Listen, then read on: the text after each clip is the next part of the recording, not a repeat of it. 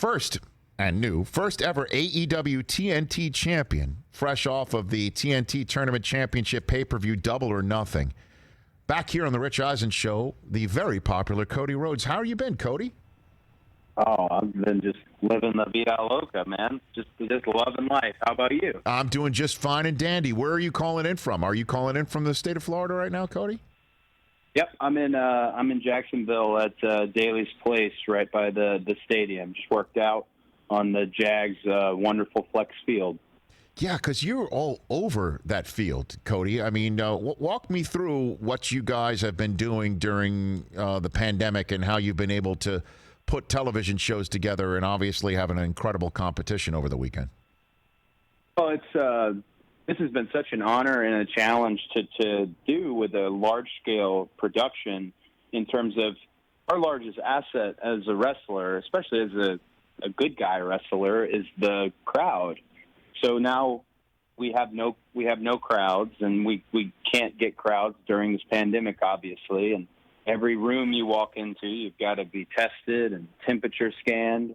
But all of that aside, we were able to put on this really just kind of magical pay-per-view where I think most of our wrestlers, and I was pretty proud of the roster, they tuned into the box that is the hard cam and the 4 cams, and they really addressed the viewer sitting at home, the father, son, the family, because we don't have our instant feedback, the pops, the boos, the cheers of a live crowd. This pay-per-view this past weekend, the sequel Double or Nothing show was just gangbusters. Every match, very diverse, buffet of styles, having Iron Mike Tyson there to present the TNT title. It was just lovely.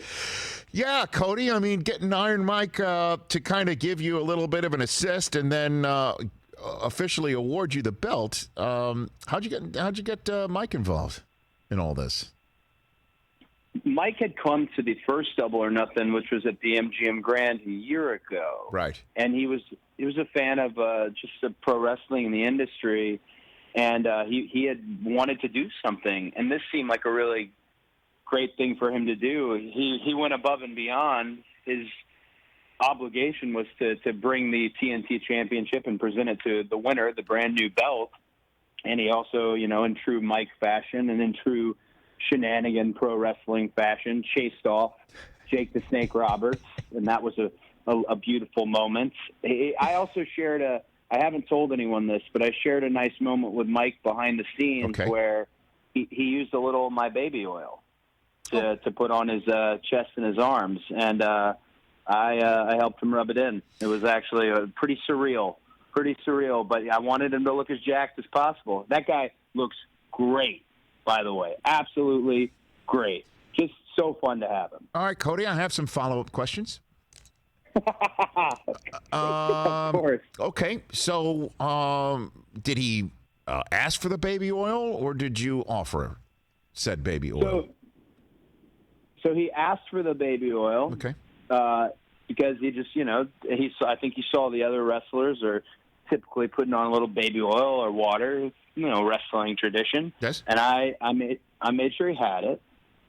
But before we went out, he just kind of sprayed it. It was a little spray bottle of it. He just sprayed it on his chest and his arms. We can't have that. You can't have that. You can't have that. Yeah, no. You gotta give it to classic Nature Boy Buddy Rogers before even Nature Boy Ric Flair, where you rub that stuff in. And I was able to assist in that moment, a real bond over that moment. I mean, I was doing the same thing. So that, and of course the fact that he handed me the title were big walk-away moments for me over the weekend. And in terms of Tyson, you say, as we saw, he looks very much in shape, that he can give us some rounds. Is it true he might get back into fighting with, the bare knuckles and what's going on with him? He's 53. Cody, what do you think?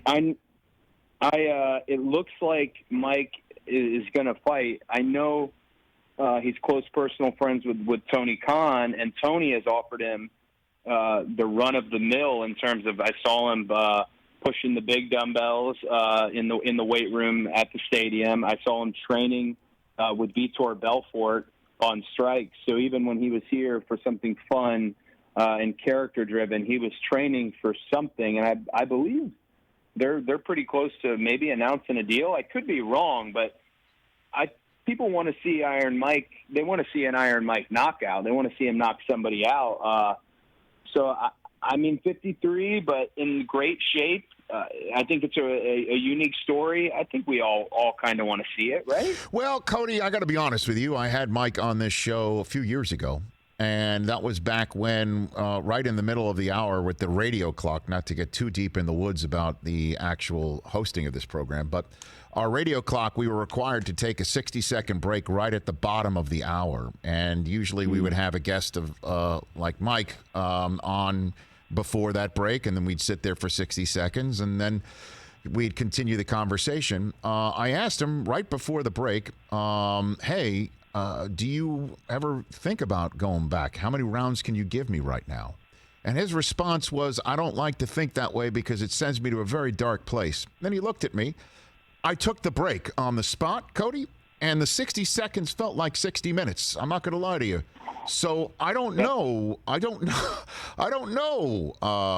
how Mike would fare in that ring, or who would fare with Mike in that spot, to be very honest with you. That's a cold 60 seconds, it sounded like. I held on to that break. I held on to that break like a rock in the ocean, Cody. I was holding on for dear life, sir. I mean, that guy is, I mean, he's been there and he has done that. That's for sure. I'll tell you. The muscle memory's there, the fast hands. Okay. I know that Twitter and social, they've seen it. He's got a knockout left in him. I don't know about how many rounds, but definitely a knockout. I bet so, man. Hey, I remember when you came in studio here. You've been here before with your lovely wife, Brandy, and the AEW was just getting started. And I remember you were caught in a lot of politics involved with wrestling and the forces of the business and the politics of the business kind of working against you in a way. And this thing has been a home run, to use that phrase. And I know that's different from the sports that the cons are normally associated with. But is this exactly what you had dreamed of or thought about when you started this thing?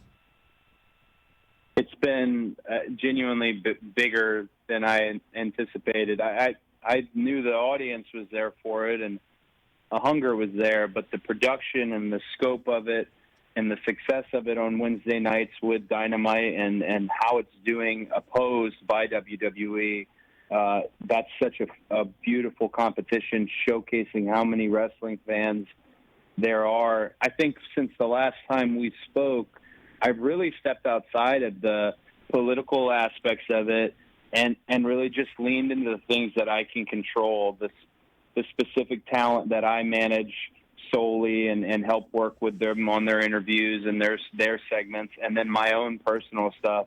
Tony, especially in this pandemic era of wrestling, Tony has proven to be such a significantly smart wrestling owner and matchmaker. I mean, a true just matchmaker, helping.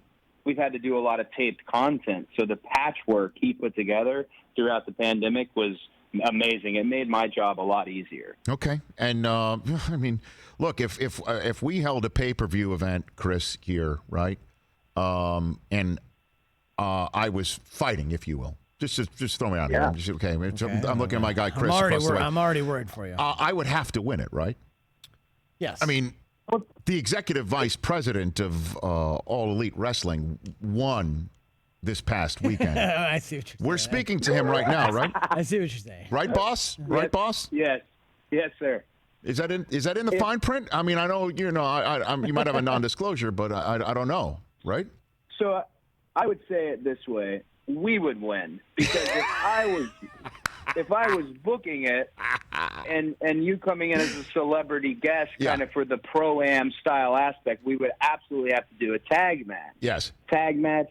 Maybe it's you and I against Wardlow and MJF, two, not so savory characters. And obviously I can do some heavy lifting. Here you come in, you hook the leg, 1, 2, 3. It's all over every network where we're off and rolling, viral moment. Of course, you're coming in, there's a little element of favoritism, but people like you. You're winning, man. All right, Cody. I appreciate that. And plus, you married somebody who went to the University of Michigan, so you know how smart and how successful we are.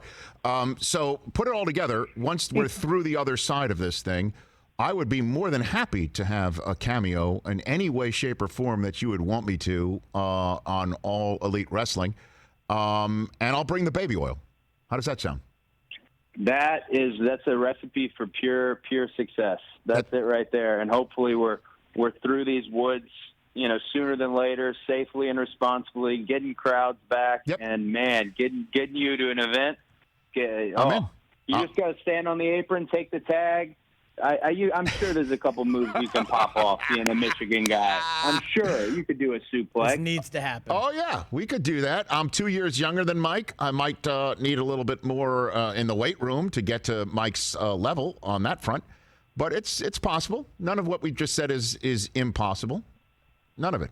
What's pro wrestling? And like you already kind of called me out on the boss aspect, so now I got to make it happen. Hey, man, I always enjoy our chats. Best to your lovely wife and best to everybody there. Keep doing what you're doing. Stay healthy, stay safe. Let's get through this. And I would love to be part of everything that you're doing. Wednesday nights, 8 Eastern on TMT. It has been dynamite. Congratulations on it, man. Thank you, sir, so much. I look forward to chatting with you again. Thank you. And the match. You got it. That's it. Oh, did you enjoy that? Oh, I loved it. It was great, right? I mean, yeah. What's your handicap? You play? Oh, are you talking about golf, bro? Yeah, I'm talking about that. Oh, I thought you were talking about a wrestling match. I loved it, and yeah. I caught wind of the discussion of who you would rather ride with. Yeah. Was Tom Brady not winning? He's dead last. Who wouldn't want to ride with Tom Brady? Exactly. That's my hero. Tom is my legit sports hero. Sports. How do you not want to ride with Tom? And again, you know what? You could beat him. You know what school he went to, right, Cody? You know what school? I do. My wife and I'm sure you're going to remind me. I know. He was the captain, man. Hey, look, he's at the top of the float chart in terms of all-time greats to come out of that great institution of higher learning. I'll bring it up any single time. Who's currently winning the poll right now, Chris? Is it Brady still in dead last? Yeah, Brady dead last, 12%. Right, Manning Cody leads the way, 41%. Go to @Rich Eisen Show and vote, Cody. Okay? Yeah, I'm going to vote a bunch of times. Who doesn't want to ride with Tom? Attaboy. You take care of yourself. You be well. Thank you, sir. You too. That's Cody Rhodes. @Cody Rhodes on Twitter. @American Nightmare Cody on Instagram. Hey, you watched all the way to the end. Thanks for that. Watch more right here.